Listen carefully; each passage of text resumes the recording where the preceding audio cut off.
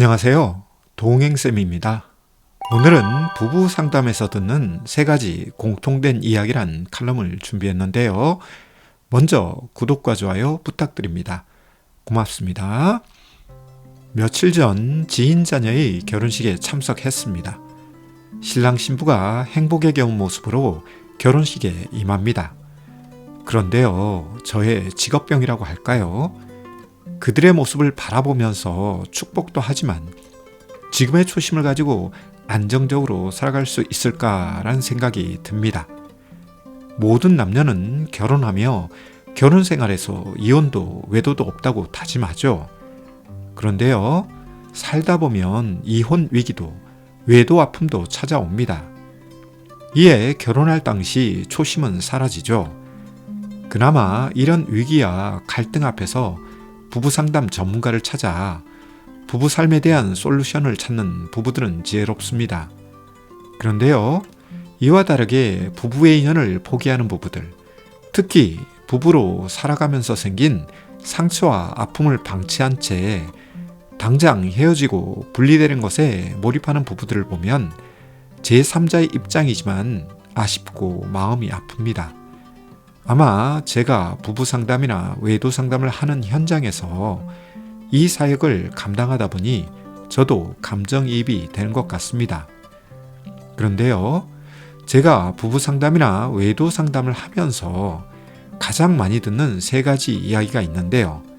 오늘은 이 이야기를 여러분과 함께 나누고 싶습니다. 혹시 당신 부부가 다음과 같은 3가지 경우라면 삶의 안정과 건강을 위해 부부 상담이 필요한 경우입니다. 그럼 한 가지씩 간단하게나마 살펴볼까요? 첫째, 배우자는 살면 살수록 알 수 없는 존재다. 많은 부부들은 결혼 생활 연수가 늘어나면 늘어날수록 배우자에 대한 이해도가 높아지는 경우도 있지만 부부 상담에 나오는 부부들은 그렇지 않은 경우가 많습니다. 오히려 결혼 생활 횟수가 늘어나면 늘어날수록 배우자 내면에 무엇이 들어있는지 잘 모르겠다고 호소하며 힘들어하는 부부들이 많은데요. 따라서 부부 상담이나 외도 상담의 현장에서 많이 듣는 이야기로는 배우자와 살면 살수록 더 알 수 없는 존재라는 것이죠. 그럼 왜 이런 현상이 부부 사이에 벌어질까요? 이 부분에 대해 앞으로 언급할 2가지 이야기를 한 후 종합적으로 정리를 해드리고 싶은데요. 부부가 살면 살수록 서로 이해하는 관계가 아닌 더 알 수 없는 존재가 되어가는 것 같다면 부부 상담을 통해 문제 해결하시는 것이 보다 나은 부부 삶과 결혼 생활을 위해 좋습니다. 둘째, 배우자는 살면 살수록 답답한 존재다. 이는 첫 번째 언급한 알 수 없는 존재와 비슷한데요. 부부들이 부부 상담이나 외도 상담 현장에서 호소하는 욕구 불만은 상대 배우자와 함께 있으면 더 답답하다는 것입니다. 여기에는 말이 많아도 답답한 경우가 있고 말수가 없어서 답답한 경우가 있는데요.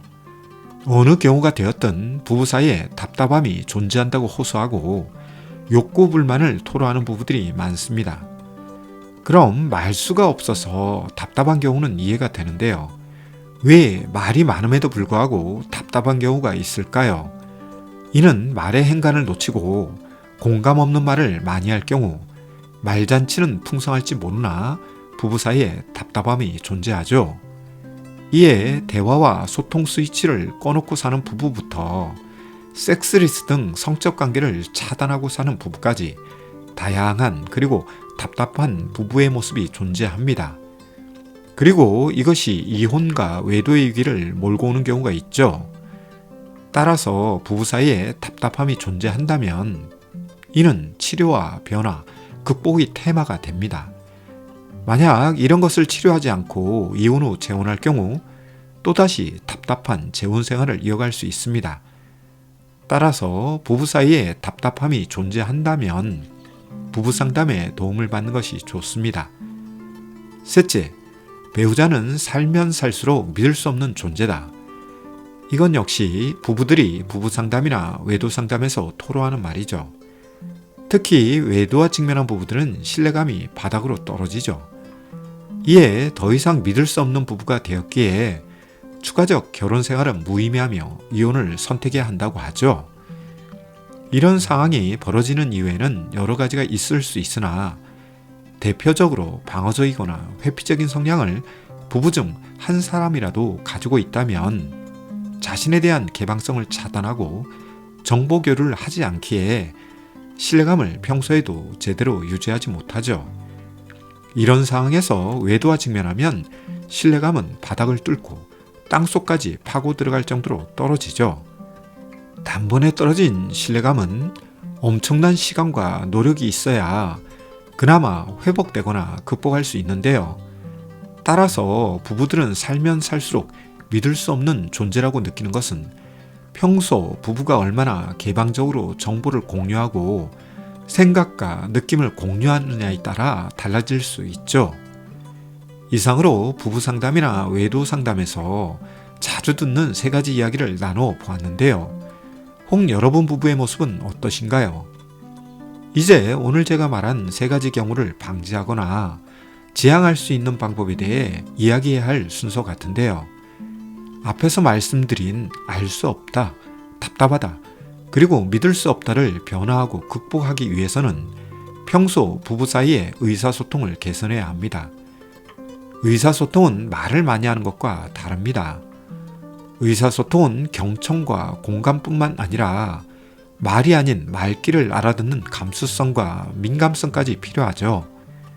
그런데요, 이런 것들이 훈련과 연습을 통해 익숙하지 않을 경우 부부들은 배우자를 알 수 없고 배우자와 함께해도 답답하며 배우자를 신뢰할 수 없는 상황과 직면합니다. 특히 정보 공유는 신뢰감 척도와 상관관계가 높은데요. 자신에 대한 정보를 공개하고 공유한다는 것은 상대방을 신뢰하고 믿는다는 표현이죠. 그런데요, 배우자에게 자신의 정보를 공유와 공개하지 않고 방어적이거나 회피적인 상태를 유지한다면 이는 배우자를 믿지 못하겠다는 신호와 표현이 될 수 있죠. 만약 제가 언급한 세 가지 이야기에 당신 부부가 해당된다면 당신 부부의 의사소통을 점검받고 개선하며 변화해야 합니다. 의사소통은 위급 시에 빛을 발휘하며 문제 해결에 도움이 됩니다. 아울러 부부 삶의 만족감과 행복함을 강화하는 요인이 되죠. 부디 오늘 내용을 참고하셔서 보다 행복하고 안정적이며 건강한 부부 삶을 이어가길 바라면서 오늘은 부부 상담에서 듣는 공통적인 세 가지 이야기에 대해 다루어 보았는데요. 내용에 공감되었다면 구독과 좋아요 부탁드립니다. 고맙습니다.